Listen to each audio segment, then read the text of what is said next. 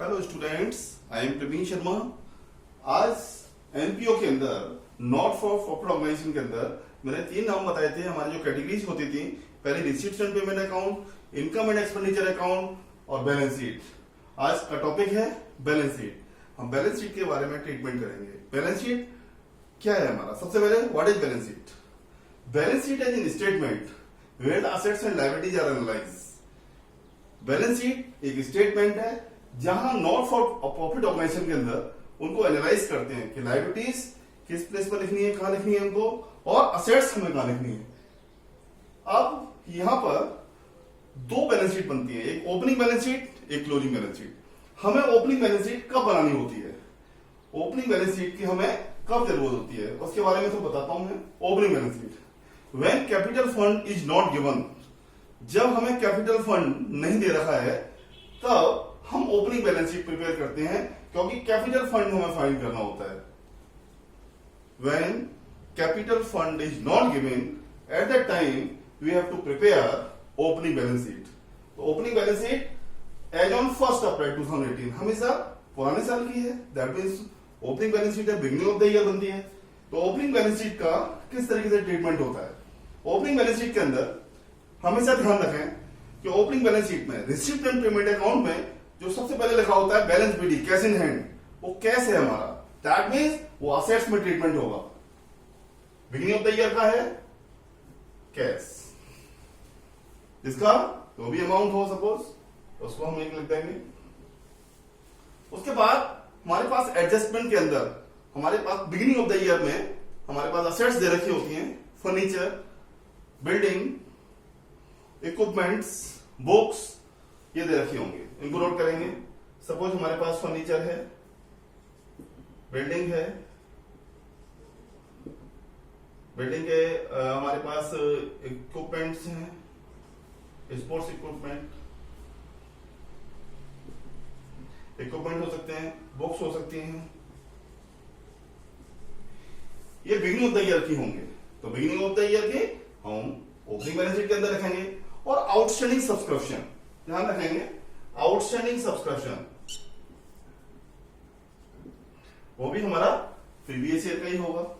इनको सभी को हम यहां पर लिख देंगे। ओके स्टूडेंट्स, आफ्टर दैट इधर हमारे अगर क्रेडिटर्स हमको दे रखे हैं, क्रेडिटर्स ये भी बिगिनिंग ऑफ द ईयर इधर आ जाएंगे। आउटस्टैंडिंग अगर सपोज एक्सपेंसेस में सैलरीज है तो आउटस्टैंडिंग और सैलरी प्रीवियस ईयर की गिवन है, तो आउटस्टैंडिंग रेंट या सैलरी जो भी हो ये भी हमारा प्रीवियस ईयर का आ जाएगा। इधर इसका टोटल करेंगे। असेट्स हमारी ज्यादा है और हमारी जो लायबिलिटीज है वो कम है, तो असेट्स का जो टोटल होगा उसमें लायबिलिटी डिडक्ट कर देंगे और फिर हमारा कैपिटल फंड फाइंड हो जाएगा।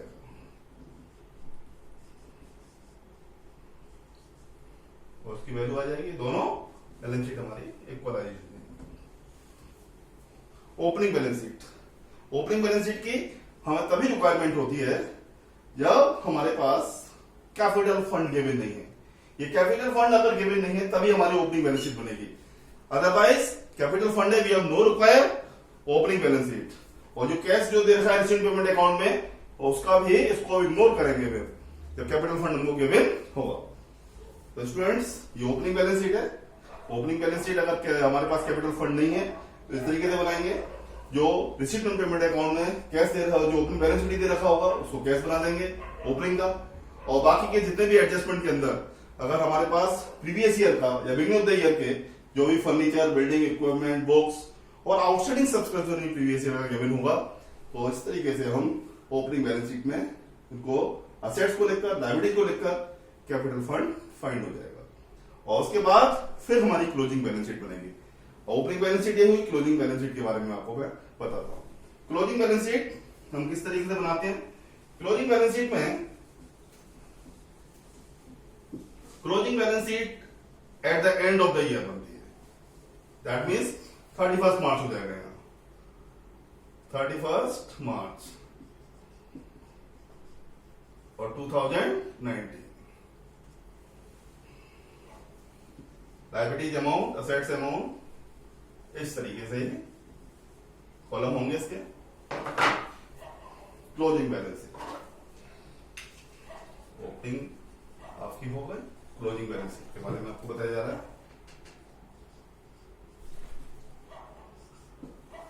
क्लोजिंग बैलेंस शीट में जो आपने कैपिटल फंड निकाला है वो हमने इसीलिए निकाला है क्लोजिंग बैलेंस शीट में उसको सबसे पहले लिखना होता है, क्योंकि वो हमारे पास नहीं था, इसलिए हमको ओपनिंग बैलेंस शीट बनानी पड़ी बेटे। कैपिटल फंड,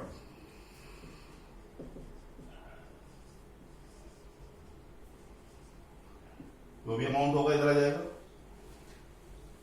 बैलेंस शीट से पहले नॉट फॉर प्रॉफिट ऑर्गेनाइजेशन में हम इनकम एंड एक्सपेंडिचर अकाउंट बनाते हैं, और इनकम एंड एक्सपेंडिचर अकाउंट के बाद ही हमारी बैलेंस शीट बनती है। तो वो कैपिटल फंड, तो इनकम एंड एक्सपेंडिचर अकाउंट में या तो हमारा सरप्लस आया होगा या डेफिसिट आया होगा। अगर हमारे पास सरप्लस आया है तो कैपिटल फंड में प्लस हो जाएगा सरप्लस, अगर डेफिसिट आया है तो माइनस हो जाएगा। तो जो भी वैल्यू इधर आएगी उसको नोट करेंगे और फिर भाग आएगा। तो capital fund plus surplus minus deficit. उसके बाद जो कैपिटलाइज्ड वैल्यू है वो हमारी लायबिलिटीज के अंदर आती है क्लोजिंग बैलेंस शीट में, जैसे life membership fees, life membership fees, इसका ट्रीटमेंट होगा। Donation for special fund, specific purpose से होता है तो वो भी हमारी कैपिटलाइज वैल्यू होती है, मैं पहले बता चुका हूं उसमें आपको। हमारा डोनेशन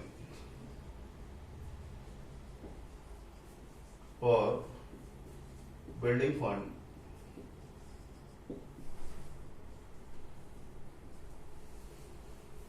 अगर क्लोजिंग ईयर के क्रेडिटर्स हैं तो क्रेडिटर्स भी आ जाएंगे बेटे। अगर हमारे पास बैंक ओवरड्राफ्ट है तो बैंक ओवरड्राफ्ट ही लिखेंगे, ये हमारी लायबिलिटीज है, करेंट लायबिलिटीज।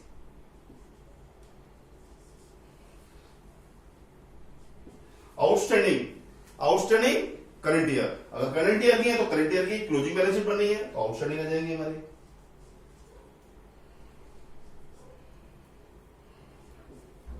करंट ईयर का ही बनना है, सैलरी दे सकते हैं करंट ईयर का, तो क्या क्लोजिंग बैलेंस शीट है आपकी ये आउटस्टैंडिंग सैलरी। मैंने आपको सब्सक्रिप्शन के बारे में बताया था। सब्सक्रिप्शन जो हमारे रिसीप्ट एंड पेमेंट अकाउंट में प्रीवियस ईयर, करंट ईयर और एक एडवांस ईयर दे रखा होता है next year.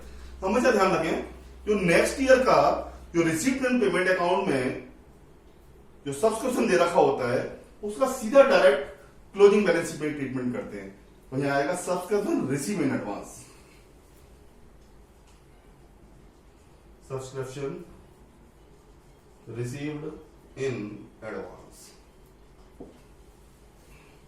capital fund plus surplus minus deficit, life membership is donation for building fund, creditors, bank overdraft, outstanding salaries, और कोई भी टूर्नामेंट फंड अगर दे रखा है वो भी आ जाएगा। और टूर्नामेंट फंड का ट्रीटमेंट के साथ अगर है तो ट्रीटमेंट के साथ भी आपको करना आता है। ट्रीटमेंट बताया जा चुका है। टूर्नामेंट फंड में जो भी हमारा डोनेशन जो पैसा आ रहा होता है उसको प्लस कर देंगे, और जो भी हमारे एक्सपेंसेस होते हैं उसको माइनस कर टूर्नामेंट फंड का भी ट्रीटमेंट हो जाएगा। तो टूर्नामेंट फंड अगर और या मैच फंड दे रखा उसको भी ले सकते हैं। असेट साइड में सबसे पहले cash in hand, cash in hand हो सकता है, कैश एट बैंक हो सकता है। रिसीप्ट एंड पेमेंट अकाउंट में पेमेंट साइड जो at the end of the closing balance निकालते हैं वहां कैश इन हैंड होगा। ये बैलेंस शीट इधर ही आएगी हमेशा, ध्यान रखें। तो इधर हमारे पास क्लोजिंग का कैश आ गया। उसके बाद फर्नीचर, अगर फर्नीचर के अंदर कोई एडिशनल कोई परचेज की गई है तो प्लस एडिशनल परचेज हो जाएगी यहां पर। उसके बाद उसमें डेप्रिसिएशन है तो माइनस डेप्रिसिएशन हो जाएगी। कोई सेल की गई है बुक वैल्यू वो भी माइनस हो जाएगी। इस तरीके से हमारी अमाउंट आ जाएगा। जितनी भी असेट्स है हमारी फिक्स असेट्स वो सारी हमारे आएंगे। उसके साथ कोई एडिशनल परचेज है उसको हम प्लस कर देते हैं, डेप्रिसिएशन है, सेल है, उसको माइनस कर देते हैं। आफ्टर दैट आउटस्टैंडिंग सब्सक्रिप्शन, ये करंट ईयर का होगा हमारा, इधर लिख देंगे। कोई हमारा एक्रूड हमारी इनकम है जो आउटस्टैंडिंग है उसमें दे रखा था एडजस्टमेंट में, एक्रूड इनकम आ जाएगी हमारी। कोई प्रीपेड एक्सपेंसेस है, प्रीपेड एक्सपेंसेस आ जाएंगे।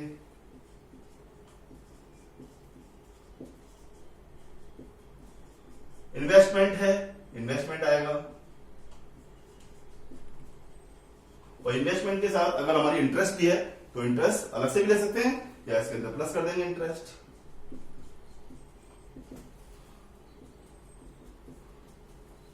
इस तरीके से हमारी बोथ साइड इक्वल आ जाएंगी, असेट्स एंड लायबिलिटीज। लायबिलिटीज का जो अमाउंट होगा वही हमारा असेट्स का होगा। इस तरीके से क्लोजिंग बैलेंस शीट हमारी तैयार की जा सकती है। तो एक बार हो सकते हैं capital fund, surplus, deficit minus करेंगे, life membership fees, donation for building fund, creditors, bank overdraft, outstanding salary और सब्सक्रिप्शन रिसीव इन एडवांस, इसका ध्यान रखेंगे। इधर कैश इन हैंड कोई भी असेट्स हो सकती है हमारी, फिक्स असेट, फर्नीचर हो, चाहे हमारा स्पोर्ट्स इक्विपमेंट हो, चाहे हमारे पास मशीनरी हो, कोई भी हमारे पास फिक्स असेट्स होंगे। फिक्स असेट्स के साथ एडिशनल परचेज है तो प्लस कर दीजिए, डेप्रिसिएशन माइनस कर दो, सेल है उसकी बुक वैल्यू उसको माइनस कर दीजिए, आउटस्टैंडिंग सब्सक्रिप्शन करंट ईयर की बननी है, करंट ईयर का यहाँ पर आएगा, प्लस एक्रूड अगर हमारी कोई इनकम है, एक्रूड हमारी इंटरेस्ट है वो आएगी, प्लस प्रीपेड एक्सपेंसेज है, इन्वेस्टमेंट के साथ अगर इंटरेस्ट है तो प्लस कर सकते हैं, अलग से भी दिखा सकते हैं, और वो साइड हमारी दोनों इक्वल आ जाएगी। तो ये क्लोजिंग बैलेंस शीट आपकी प्रिपेयर हुई। तो इस तरीके से अगर आपके पास इनकम एंड एक्सपेंडिचर अकाउंट के बाद अगर आपसे बैलेंस शीट अगर बनाई जाती है तो बैलेंस शीट के दोनों फॉर्मेट, मैंने ओपनिंग और closing format, opening balance sheet के, क्लोजिंग बैलेंस शीट के दोनों फॉर्मेट बताए। इनको आप ध्यान से इनको फॉर्मेट को याद करें, और फिर जब इनकम एंड एक्सपेंडिचर के अकॉर्डिंग अगर बैलेंस शीट बनवाई जाती है तो इस शीट के अकॉर्डिंग इसी तरीके ट्रीटमेंट करेंगे और कैपिटल फंड फाइंड करेंगे। और नेक्स्ट वीडियो में फिर मैं इससे क्वेश्चन कराऊंगा income and expenditure account with adjustment and opening and closing balance sheet. Okay students.